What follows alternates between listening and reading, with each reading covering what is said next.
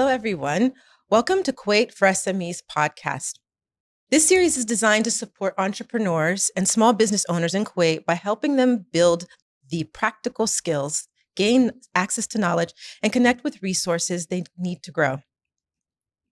Kuwait for SMEs is an initiative under the umbrella of AmCham Kuwait in partnership with DHL Express. Together, we're working to provide guidance, mentorship, workshops, and platforms that highlight local success stories and share real-world learning from those who have built their own businesses here in Kuwait. My name is Seneca Kadam. I am head of sustainability for Ashaya Group, and I'm also a former board member of AmCham Kuwait. Today, we are joined by a guest whose journey reflects the courage, strategic thinking, and creativity that many entrepreneurs relate to. Jassim, we're happy to have you with us. Thank you. Happy to be here. Good. Many people know you for your @Patekaholic Instagram, which is wildly influential and wildly successful. However, for those who may be hearing your name for the first time, can you briefly introduce yourself and tell us about your journey? Outside of Patekaholic, spent 18 years of my life doing equities. I was the vice president of equities trading in NBK Capital. So I was always around investments, stock markets, and everything related to that. In 2022, I decided to quit and spend time just to de-stress after many years of high levels of stress. And during my boredom, I decided to start a small company. And that small company today manages around 22 trademarks, which are focused around the luxury world, if you say, and pushing innovation every day as we move forward. In a nutshell. In a nutshell. Yeah. So you made this transition, but what is the one thing that you think really highlights your journey, and one thing that you would want another person making that transition to know? I'd hate to kind of corner my story in one corner. Okay. I've been through a lot, and I've done a lot of things. I'm a very creative guy, so if I'm not creating anything, I get very bored.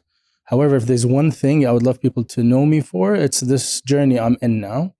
I think the leap I took by leaving a very stable, extremely well paying job to go to the unknown was a decision that took a while for me to take.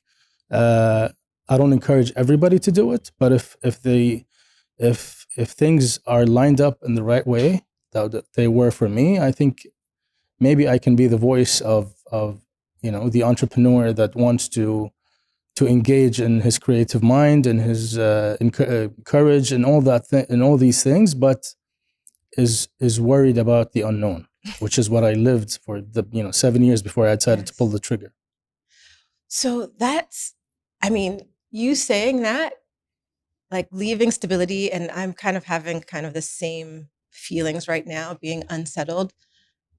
That seems so very scary to just up and leave something that's so stable and so renowned. I mean, you had a really good, very well-known position in a very important industry and a very important company. Yes. So why did you decide to take that leap? It would be an easy answer for me to tell you because I wanted to pursue my dreams and all that. And that's not reality. I left because I was unhappy. I left because I was very stressed. My job in managing, I was managing 3.5 billion KD, around $12 billion. So it was a highly stressful position. And, it affected my life essentially. So I decided to focus on me. Mm-hmm. And so that was the main decision why I left. I did not leave to start a business. I left to enjoy my life, but I didn't. I got really bored after 3 months enjoying my life. So I can't give you that answer you're looking for. So that was the reality back then. I decided to really. I think people who are in very high stress positions in big corporates tend to forget the importance of self-care. Yes. and you become too focused on appeasing your boss and your boss's boss, and after a while you tend to forget yourself. Mm-hmm. And I suffered. Stress is a killer, and I basically, it killed me essentially. So I decided to walk away. I decided that my health and my well being was much more important to me than money, and I walked away. And Yeah. then I started this little thing that grew, exponentially. So, Well beyond what you so I'm imagined. even more stressed now, but I enjoy it. Well, I think it's a different type of stress. It's the stress that you welcome, Yes. because you draw. If life is a painting, and you had the brush, and you dictated what you want to put on that canvas, then it's your painting. It's not someone else's, and that it feels different. You know what I mean? Mm-hmm. It hits you in the right way. And for me, that is my time now. I'm just drawing my painting, but it's my painting. I mean, it might be ugly for somebody else, it might not work for someone else, but it works for me. And so when I'm stressed, I'm just a guy who's painting on his canvas. So I'm stressed and I'm happy. I'm not doing it for someone else. I'm not being paid to do a certain task that I might not enjoy or whatever. So from that perspective, yes, it comes with a lot of stress, but give it to me. I'll take it. I think I think you've just provided two life lessons to a bunch of people that are listening to this podcast, because prioritizing your health, Yes. that's actually quite radical in this day and age. People who, especially people who have been working for as long as we have, we tend to forget that part. I mean, I'm not a beacon of health, right? Mind you, I'm sitting in front of you. I know, I'm a guy who loves food, hey, obviously. so do I. But I'm talking about, a stressful side of health. But yeah, what you're saying holds a lot of merit. Yeah, but it's important. And then the other I think is really inspiring is that painting on your own canvas. Yeah, I know. Sometimes I forget that myself. Yeah. So that's a really important lesson I think that the listeners and watchers should take on, that we need to kind of drive our own agenda and prioritize the things that are important in our lives. Yes. So you mentioned, you already talked about, kind of what made you change, the stress, and you weren't happy. But what were the initial fears you had when you decided to make that decision and took that leap? My fears were sustaining my lifestyle. Yeah. Yeah, I'm a guy who loves to, eat in the finest places and, fly only first class and stay at the best hotels. And, not having a secured income was a concern for me. But again, I decided that money was not everything, Mm-hmm. and to be happy and content was more important for me. Mind you, I'm a very smart investor, so I put some money away as I was working for 18 years, so I had a nest egg that worked. But yeah, it took my decision to leave took a long time. I didn't just get angry and leave one day. It took me 7 years or something to decide. I was building, my backup plan fund, if you will. I was preparing myself for that journey. I gave my work a billion chances. Mm-hmm. So if I can give anyone advice before they ever decide to leave, they need to really think it through a lot and take your time and go through the emotions of what it would feel like for you not to go to work. Take a week or two off and really don't go. Don't go party. I mean, sit at home and understand what it feels like not to have a job. You know what I mean? Especially for people who work 9 to 5 or 8 to 4. Their bodies are so used to waking up at a certain hour, doing a certain thing, driving the same way. You actually forget that you drove sometimes to work, and how do how many cars passed you, et cetera, et cetera. So you're just it's so ingrained in you. I still wake up at 5 every day, regardless of which day it is, regardless of what time I slept. So my biological clock is like on point. It's tuned. Yeah. It's tuned. Yeah, exactly. Yeah, that's really interesting. I know anybody leaving stability would be concerned about how do they how will they manage their lives? But how did you get, like, how did you get past that? Like, what was the thing, and how did you navigate around that specific thing other than I mean, I didn't. you didn't? I was a mess. You gotta understand. I mean, I have an extreme level of ADD.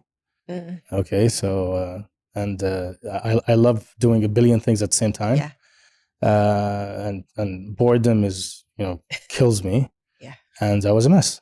And after 3 years of being a bored mess, I decided start something small, and worked really hard at it. And the team grew, and our mission grew, and we're where we are today, and it's still the beginning. Yeah. Yeah. So the other question that I have that is about your transition is around, really, how did you transition from, banking and finance, and then go to something completely different? Because retail, I mean, I work in the retail industry, and it's a whole nother beast. Yeah. It's a whole different mindset that you have to take on. So when you made that transition, you said, okay, let me start small. Let me try this. What made you decide on retail? Everything you see is a coincidence. I swear to God. Okay. Swear to God. Everything Or you see is synchronicity. it's a coincidence. And I'm a believer that in life, chances presents themselves Yes. to us every day. And some of us take those chances, and some of us just sit and watch them pass them by. And as time goes by, you sit there and you regret every single chance that came through and you didn't take it. And this goes to anything from a relationship to business to whatever. I was lucky that I had a lot of friends in a lot of places. I was just a friendly guy, and I made a lot of friends. And in 2020, before I actually incorporated the business, I had a friend in Italy. His name is Jean-Paul Manicucci, who owns a very big manufacturing plant for leather goods. And he produces, for Polo and big names, and Luca in Italy. Mm-hmm. And so I decided to call JP and told him I wanted to design my own wallet. And, I have a social media presence, obviously. And we designed this small wallet. It was a card holder, and it sold well. So I essentially took my fan base from just, me blabbering about nothing to sell them an idea, which is a small card holder. In 2022, when we incorporated, I had befriended in past years someone from Singapore. His name is Hilo. And Hilo is an Hermes trained leather maker who has a beautiful shop in Singapore. And after years of friendship, I told him that give me a chance to change your life. And he started laughing at me. And I said, listen, we can do something together beyond. He's a strap maker. His main business was that he was making straps for watches. And now him and I, we own a place in Singapore that produces some of the best leather goods you can imagine. Wow. So we do bags for women, for men. We produce a lot of I can't say the big brand names, but huge brands in Asia that require for gifts or corporate gifts, etc. We do it for them, and we're growing that side of business. So I'm in terms of leather, I'm a guy that used to always love leather. I love exotic leather, and so my progression into that world is a natural progression because it's something I love, and I believe the best businesses are ones that you create a market. You don't compete in a market. And I thought that there was a gap between big brands that operate in Kuwait that sell extremely expensive leather because of branding, and very, very cheap, not extremely low grade leather. There was a gap in the middle, and I'm trying to address this gap. That's really, really interesting. So you took an idea, you used the connections that you had, and then you leveraged your social media presence to start building the brand. So it was quite organic for you. 100%. Yeah. So I want to go back to just talking a little bit about, you mentioned everything is a coincidence. You believe in coincidences. I also am one who believes in synchronicity, and that you make your path, or your path is there, and the easier it is to walk your path, it means that it's the right path. Yeah. So it sounds like you found the right path because you're just Yeah. walking it, and it's a very easy walk for you and semi stress free. What's that famous poem? Two roads diverged in Robert Frost, I think? Yes. Okay. Yes. On the lines of what you're saying. Yeah. Okay. Yeah. So that's really, I think that's something to take away is start small. I mean, starting small, you started small and you leveraged what you already had instead of trying to create something going from 0 to 100. I mean, everything we have now, all the brands that we're currently in operation that are doing well, there were more brands, but I closed a bunch of them because I believe in testing markets. Yeah. So I do something small, I test the market. And I believe the market speaks to you as a business owner. The market is your best feedback. It'll tell you whether you're doing well, you're not doing well, you're selling at the right price or the wrong price, or the market doesn't want you, or you know what I mean? And it takes a lot of courage not to start a business, just to kill one.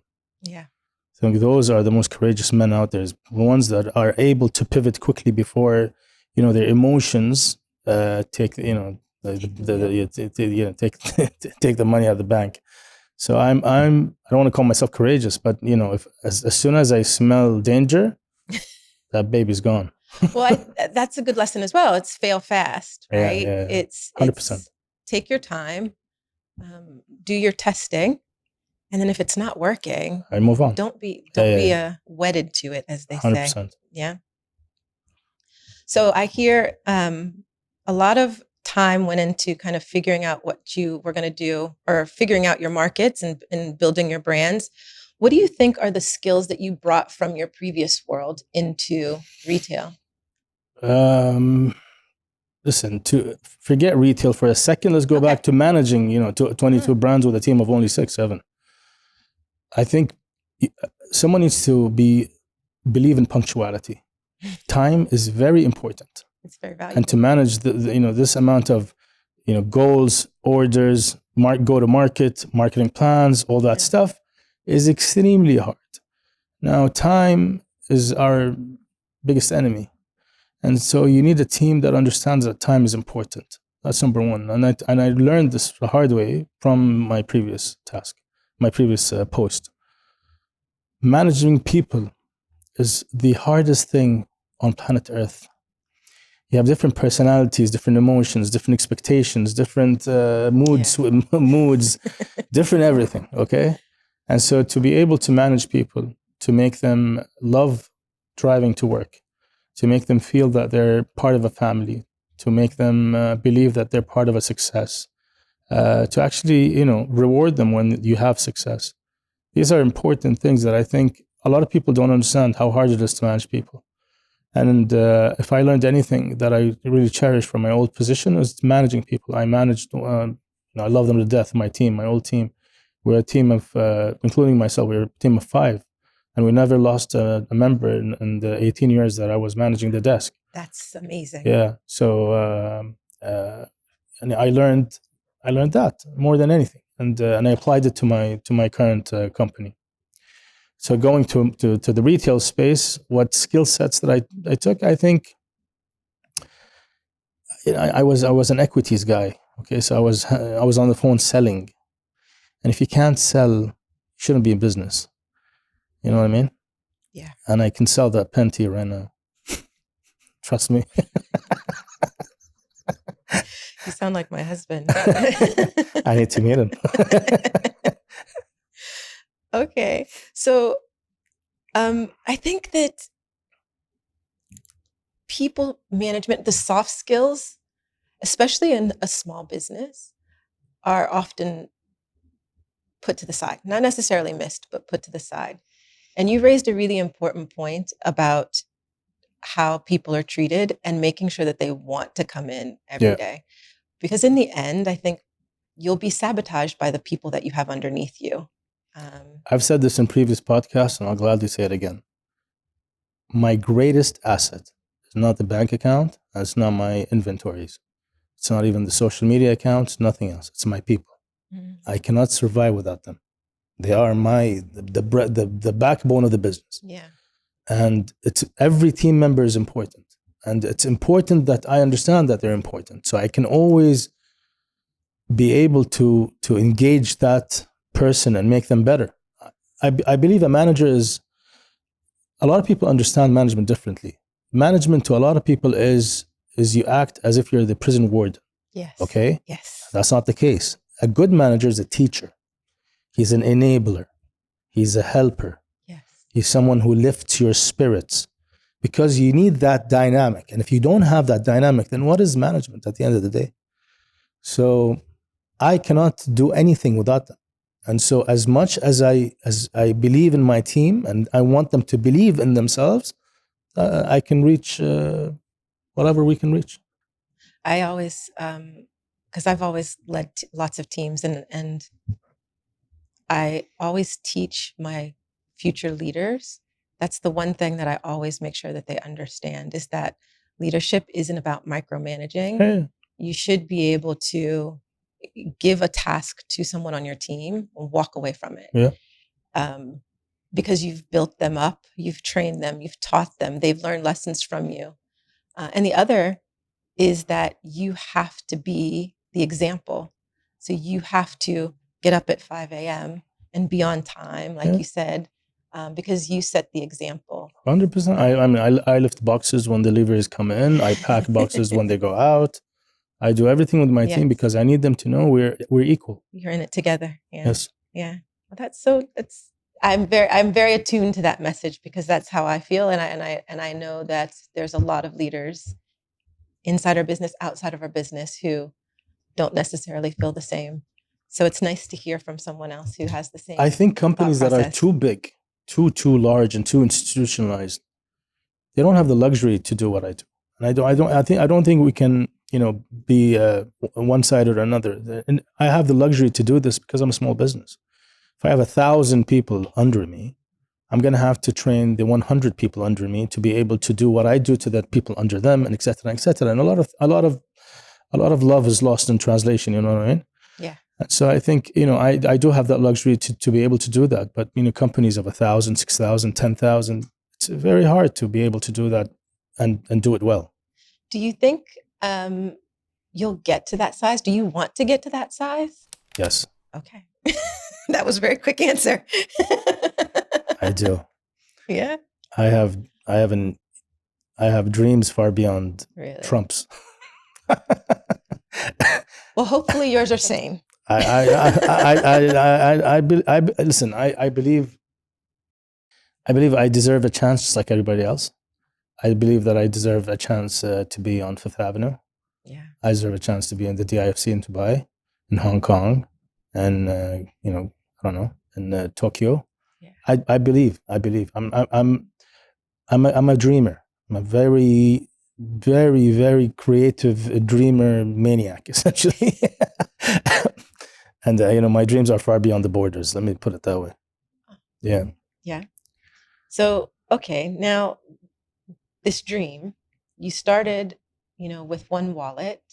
Yeah, we started with a wallet. And now you've built it up to a portfolio of 22 brands. And yes. Some of those are owned and some of those are licensed franchise. Let's say 70% of the brands are created by us. So just, organic brands. And we represent a few other brands. So we're the franchisee, if you will, or the distributor in Kuwait and the region also. So how did you make the decision on, I'm going to create these but I'm going to license these? How did you make the decision between what you were going to make and what you were going to license? I think it's leveraging my relationships. So when I created a brand, it's a brand I'm creating because it's something I like. So when I created Jacob the Tailor, which is a shirt business, it's because I really love shirts. And I love a certain cut, which is the one I'm wearing right now. But I really love that what I can't find. So I created a business towards shirts. When I created Le Roi all over perfumes, because I love perfumes, and I wanted to do something, and me and my partner did something in the world of perfumes that nobody did, which is a company focused on only doing all over perfumes. And then we created Scented by 1910, which is based on the idea and the concept of having a fragrance with you all the time. So everything we do comes out of just passion, something I like. So wherever we were operating, when we did shoes, bougie footwear. And so bougie footwear is because I personally hate wearing socks with shoes. So I always wear loafers. But I hate the way loafers feel on my feet because I love espadrilles, but I hate the base of an espadrille. I like the base of a loafer. So we took an espadrille, we took a loafer, mixed them together, and we created a bougie, essentially. And it's doing very well. But also on the other side, Pierre Salanitro, which is the biggest diamond installer in the world, is a good friend of mine. So, and he wants to expand. So I told him, I want to work with you. And such is the case for Walden Watches out of the States, Le Artisan out of Belgium, Artisan, Le Artisan de Genève, which is a leather-based business out of Geneva also. So that we're through friendships and relationships, I'm able to represent some brands in the region. Obviously, I can't. There are things I cannot represent. You know what I mean? Yeah. But if I think something fits within the ecosystem that I've built, I will always approach them without any hesitation. So I think I'm hearing some themes that are being repeated because you've mentioned a couple of times that you've approached your business by finding gaps in the market and trying to fill those gaps. Yes. And not trying to create something that's already existing or anything like that. And the other that I'm hearing that's really important is building your network. And you've leveraged it. You have very masterfully, it sounds like, leveraged your network. And that is something that a business owner shouldn't take for granted, is how do you build your network? And then it's not necessarily how you build it, but then how do you leverage it so that it's of benefit to both you and the other party? So that's what I'm hearing from you. 100%. I believe that being able to utilize the fan base or the customer base or the people that follow me is important. But I think also what's important more than that is to be able to make people feel special. So when we create something, we always create things in very small production runs. It's terrible in one side because when things sell out, you're constantly creating.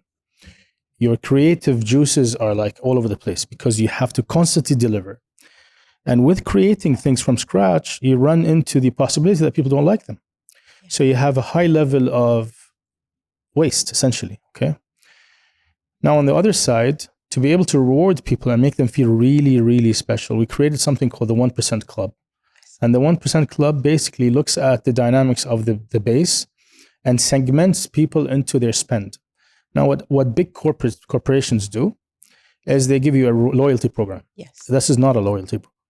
This is essentially making you feel that you deserve a special treatment because of all the years of you buying from us. So whenever we release a product, it goes to them first before anybody else sees it.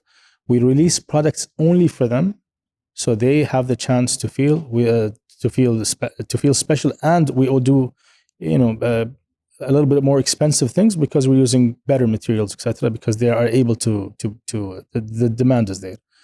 Not only that, now we're working on putting together a lot of events that we pay for.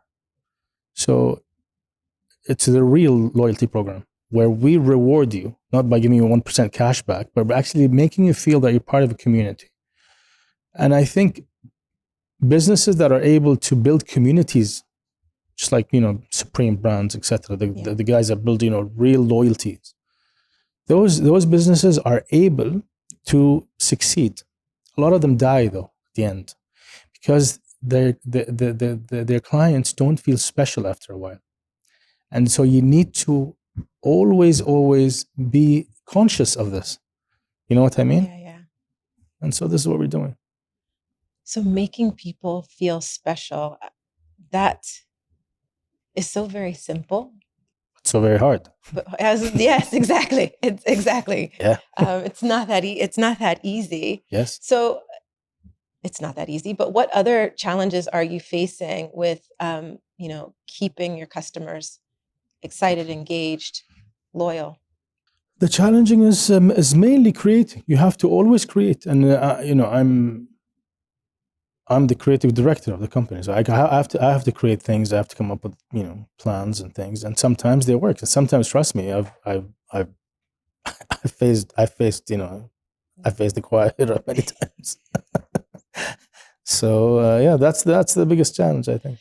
How do you know, like, what to bring or what to make? How do you Never know? know. You never know. No, you can ask Donatella Versace when she designs if it'll sell. She'll tell you, I don't know. She has to try, and a lot of that goes to the trash. A lot of it goes to the outlets. A lot of it gets recycled. And this is the challenge of anyone who's creating anything from scratch. It's a very easy thing. If I would love to be the franchisee of In-N-Out Burger. It's an easy sell, it's a great brand. It's there, etc., etc. So it's the introduction to Kuwait will be easy. But if I create my own brand, then there's a challenge of I have to convince you to come, convince you to buy, convince you to pay the price that I think is worthy of my time. Then I have to really convince you to like it so you can come back again. So there's a lot riding on the shoulders of the creative guy. And so when you talk about pricing, like how do you determine your pricing? What is the thought process that you go through in order to figure out how you're going to price your products? I think to reach like in economics and price equilibrium is you have to test the market. So we're in a 3-year-old company. So when we first started out, we tested at a very low price and things moved very fast. And we tested at a very high price and things essentially moved very little, essentially sometimes died. So you have to test until you find the right price. And then you compare to your competitors. And we do this a lot. Now, the only problem is when we identify business. So when we entered the sunglass market, there were maybe 10 players in Kuwait doing sunglasses. And we have 3 brands under our umbrella. One of them is Jay-Z exclusive eyewear, where we do ridiculous sunglasses. I mean, $1,000 plus, and we use rare woods and mother of pearl with that I source from Tahiti. I go all out. You know what I mean?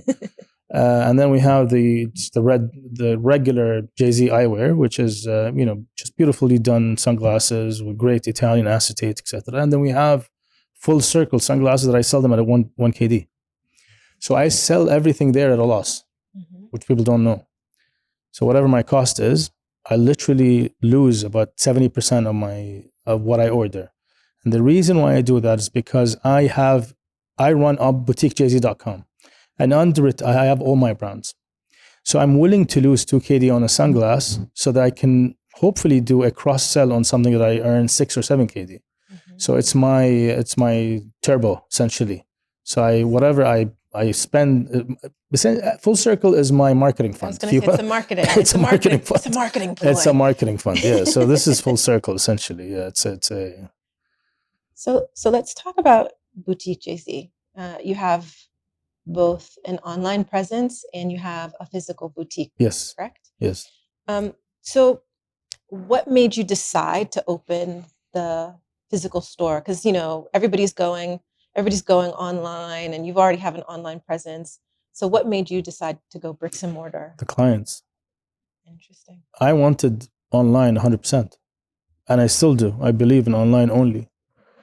But the clients want to test sunglasses before they buy them. They want to smell fragrances before we buy them. Mind you, most of my 70% of our business is non-Kuwait.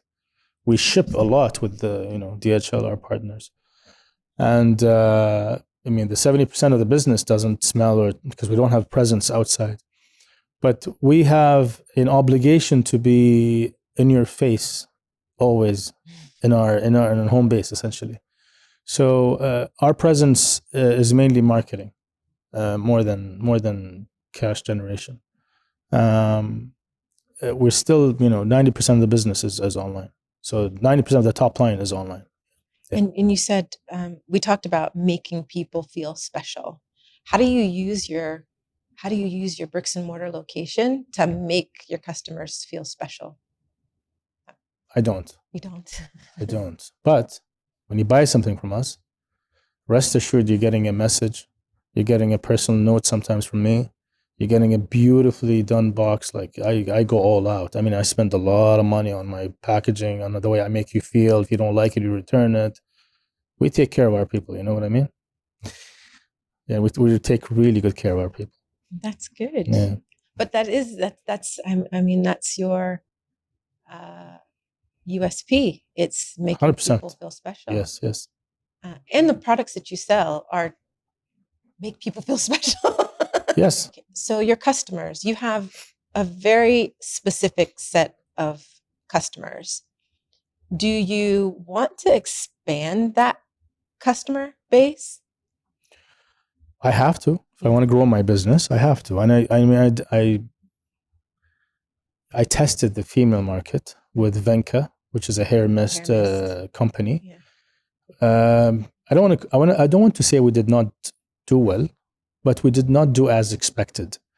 And maybe because I rely heavily on myself to market everything. But even with that, we did spend a quite big chunk on social media marketing. But like I said in the beginning of this conversation, sometimes when things don't work, Pivot. you got to run. I will say, looking at you just talked about how you go all out on packaging. I looked at some of the photos of the Venka packaging, and it is so It's amazing. thoughtful. Yeah, I know. It is so completely thoughtful. I was involved in choosing the kind of plastic that went into the hair clip so that I can choose a kind of plastic that would hold onto your hair and not. So can you just describe the packaging? Because the packaging it's Venka is a hair mist, and it's a hair mist, and it comes in a bottle. But you made it so very special. So I'm starting to tie it all together. Yeah, you made it feel very special. So can you just describe some of the packaging? So just Venka comes in a box, and the box contains a 100 ml bottle, and then next to it is a hair clip. And we decided to intentionally do this because we want, number one, we want you, the consumer, when you're walking by, that you'll understand that this is a hair mist only because there's a hair clip. So that's number one. Number two, we wanted there's a branding aspect, obviously, through people wearing the hair clip. And number three, we want you to have a connection to the brand. And so I don't have hair. I'm not a woman, but so I assume. How did you market test that? I assume because listen, I've been around enough women on my time, but a woman that leaves a salon after she's had a great, just like a shower or like a hairdo or a blow dry. I've heard this many times that she feels amazing. Yes. Okay.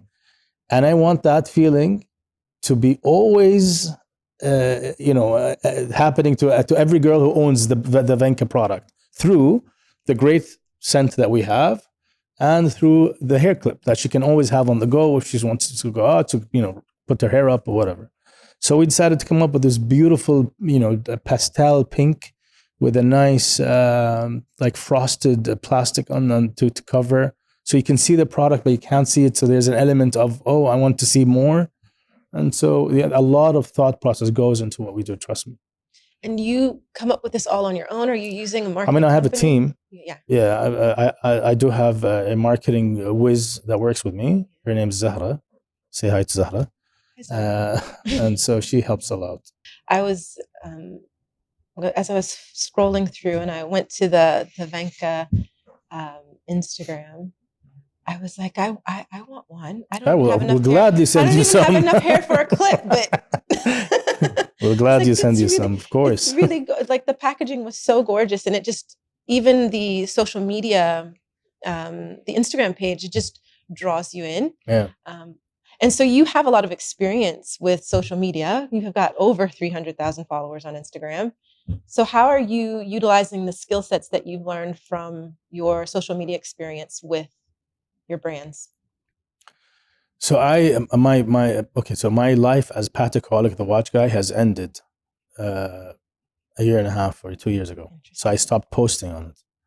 So on my personal account, which has 15,000 followers, and my Snapchat account, which have a very big following, the combined numbers is massive.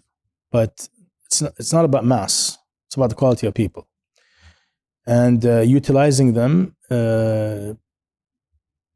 I hate the word utilizing because I feel like I'm using the people. I'm not. I share a story, and I love telling stories also. So if I show you a bag that we worked on, I'm going to tell you how we made it, how we designed it, what leather we purchased, why we purchased this leather, what grade was it, from which tannery, what sort of stitching we used, what sort of thread, how many days it took.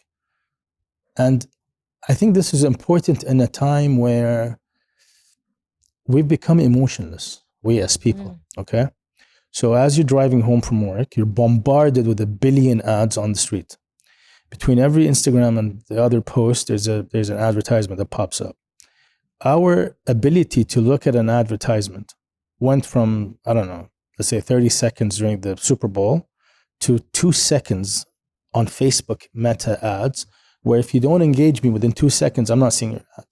So that tells you something. That tells you that people are no longer interested, not because they're not interested, but because they're just so damn bombarded with so much material that they can't hold. It just becomes overwhelming. Unless there's a story. Mm-hmm.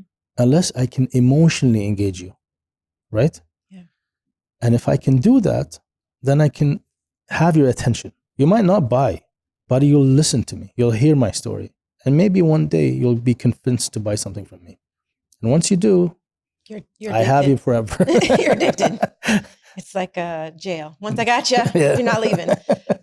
So the important part about that is that SMEs should be using their social media to tell the story about their brand. Yes. And not just posting to post, but yes, really creating authentic content. Yes. That tells. One of the things I suffered with Venka, going back to Venka, is when I sat with marketers, I said, I do not want you to show the bottle in the advertisement. I don't want you to even talk about it. I want you to only talk about the feeling a woman has when she leaves a salon, when she has a great hair day, when the wind blows in her hair and she feels beautiful. I want you to showcase that feeling, then relate it to Venka. And nobody was able to understand what I wanted to do. Well, I got that. Well, great. I did get that. When you look at it, it's beautiful women with beautiful hair looking very confident. And that's that's the message. That should be the message. From a marketing perspective, because everybody wants to show you the bottle. Yeah. Who cares about the bottle? You should care about how the bottle makes you feel. So that's another gem there, that we should be talking about how the products will make the customer feel, not about the product. Thank you.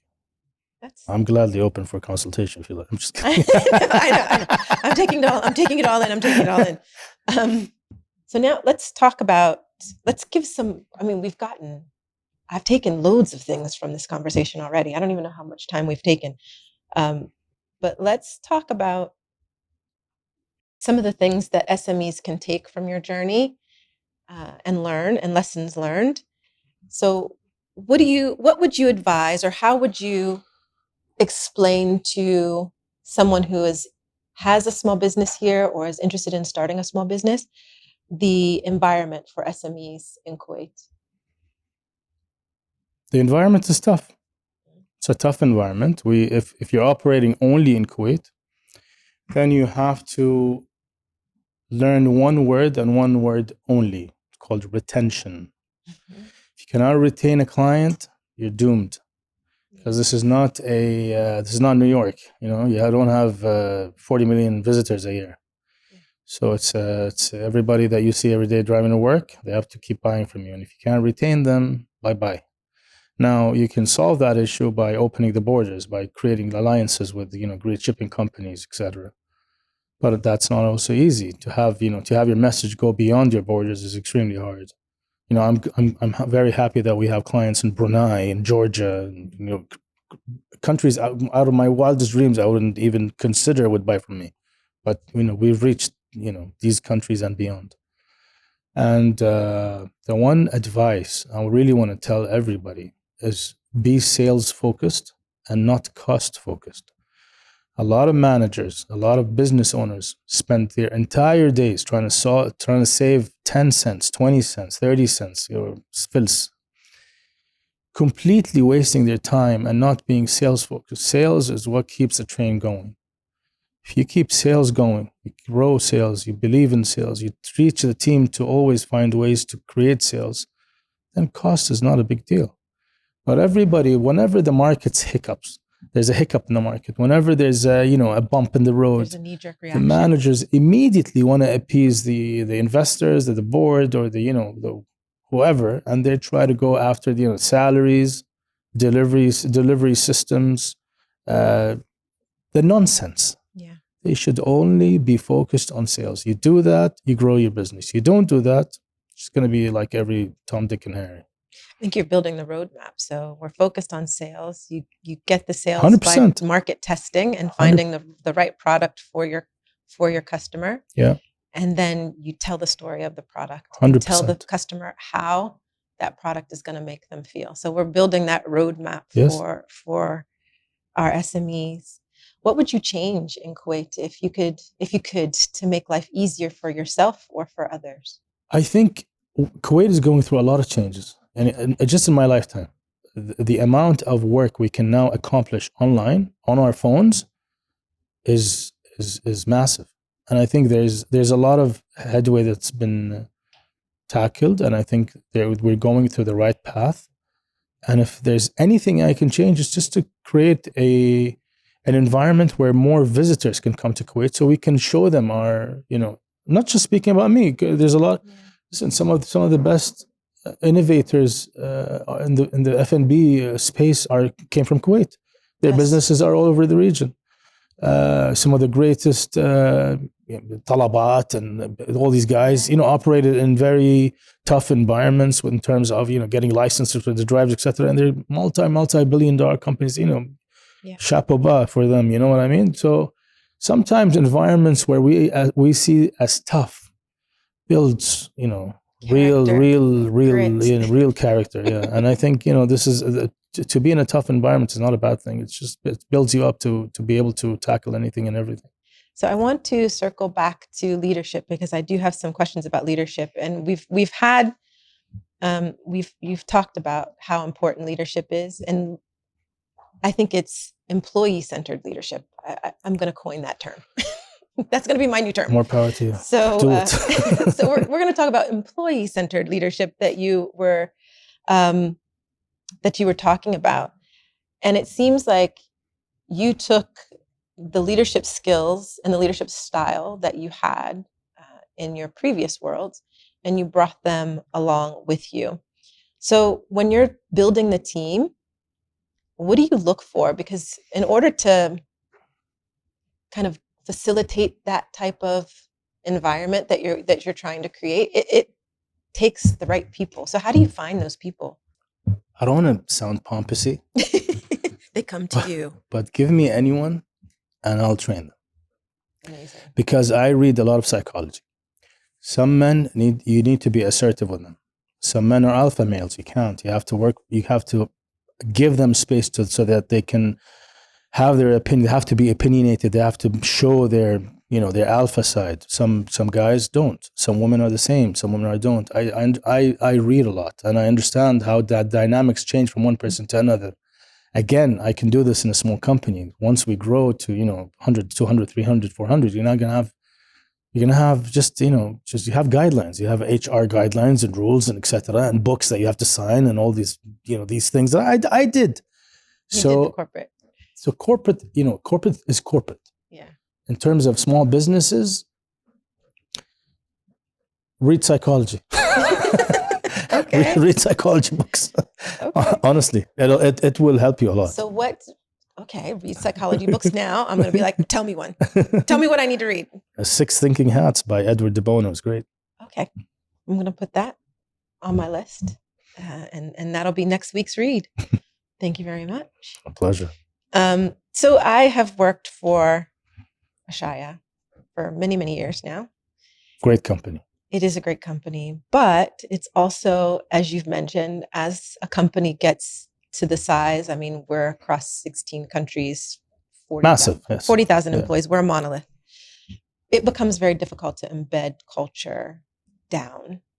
And you talked about, how you have built the culture within your organization, how do you intend? I know we talked about you're going to grow. You are going to grow. We're speaking it into existence. You're going to get to that size. Have you thought about how you're going to try to keep that Yes. culture? I Yes. was thinking about it the last week, honestly. Really? Yeah. Then I want to know. I kept going back to my old job and I kept thinking, why are there some teams that operate in very high effectiveness and some teams have a very high turnover rate? And it comes down to the leaders. Yeah. And I thought to myself, why, if I led an organization like that, I would switch the leaders every once in a while. Interesting. So I'll take a guy from finance, I'll make him an HR guy for the week. And then I'll see how the people under him are able to engage. If he's able to adapt. And so you can see some weaknesses in people. And you can see some strengths in others. And you can see feedback that you wouldn't be able to see from up down up if that was not the case. I think change brings about honesty. Yeah. I think when things change in our lives, when there's something hiding around the corner, whatever it is, even on a personal level, you're gonna have to face the music. And how you face the music is the difference between someone who's effective and someone who's not in terms of corporate. So if I led a company of 100 or 200, trust me, I'll make the head of accounting pour you coffee for a day, just so I can see how things roll, and to make sure that message is cascaded down, that we are a team, no matter how big we are. We're one team. Wow. So that's very interesting. I would have never thought about that, but what you're saying is so true. When you're put into a situation, an unfamiliar situation, the true person actually does come out and you'll be able to see that. Imagine if you take a guy making $500,000 a year, great office, and you tell him you're the coffee guy today or for the week. Yeah. And if he's unable to take with a smile, to understand that this is a team play and to build up and to actually show people that we are one team and we don't have, it. And if he can't take it, then you have issues with that guy. Then he's not actually part of a team. He cannot build the team that you want to build.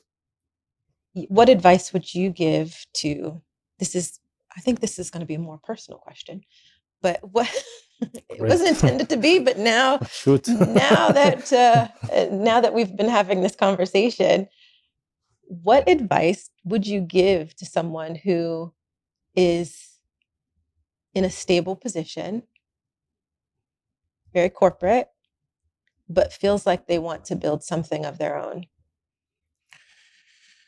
Oh, I've been asked this question so many times. Tell me. I realize that there are some characters, some people that cannot operate outside of corporate guidelines. It's just not within them. It takes a lot for you to get out of bed knowing that you own a business, to be there very early, to leave late.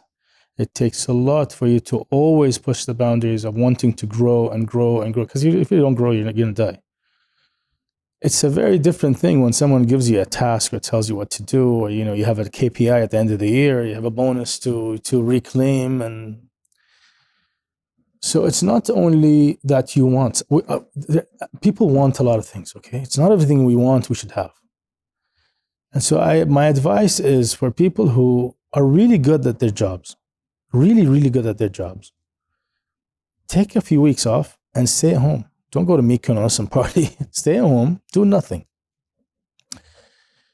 And go sit with a friend who owns a business, a successful business, and see if you can do it. See if you can engage, if you can roll with the dices, if you can, take a bad,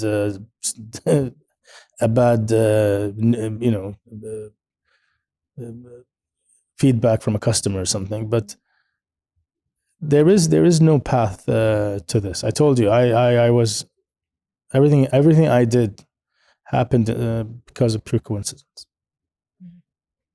I I watched an episode of Diary of a CEO, and I forget who the person was he was interviewing, but one of the things that really stuck out to me is that he said that you always have time. And a lot of people who want to start something, they feel like they don't have the time. And they were like, sometimes your your your not side hustle, I want to say side hustle, but your job, your business, the business that you want to start becomes your fun. Yeah.